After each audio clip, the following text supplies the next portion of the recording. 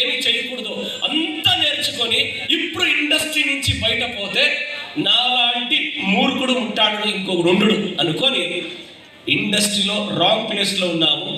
Right ప్లేస్ని ఎదుగుతాం. Direct selling industry వదిలి ఇంక వేరే అటు ఇటు చూడకూడదు.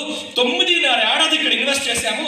ఈ ఇండస్ట్రీలో వేరే కంట్రీలో ఎదిగిన వాళ్ళ గురించి మళ్ళీ తలుచుకుంటూ వాళ్ళలాగా మనము ఇక్కడ ఎదగచ్చు, అలా ఎదుగుతాము అనుకుని అగైన్ నాకే పాజిటివ్ కమాండ్ ఇచ్చుకుంటూ బెస్ట్ ప్లేస్.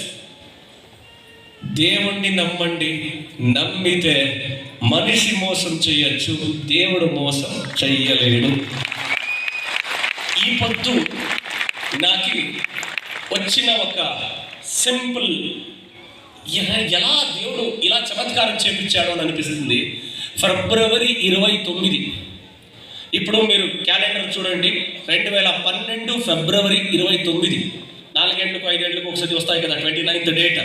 ఆ ఫిబ్రవరి 29, 2012 midnight 1 o'clock నా మైండ్లో వచ్చిన పేరు యావది అంటే మిస్టర్ సిద్ధార్థ్ సింగ్. నేను ఇప్పుడు ఎన్నోసార్లు ఆలోచిస్తా, అదే టైంలో ఎందుకు సిద్ధార్థ్ సింగ్ గుర్తొచ్చారు నా మైండ్లో అనేసి. దట్ ఈస్ గాడ్స్ ప్లాన్ అని చెప్తాను. That is God's plan.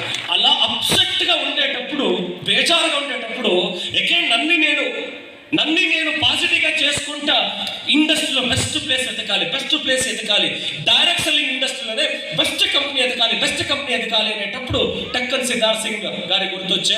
అంతవరకు నాకు ఈ కంపెనీ పేరు సిద్ధార్థ్ సింగ్ గారు ఏ కంపెనీలో పనిచేస్తున్నారు, డిస్ట్రిబ్యూటర్గా వర్క్ చేస్తున్నారని నేమ్ కూడా నాకు తెలీదు.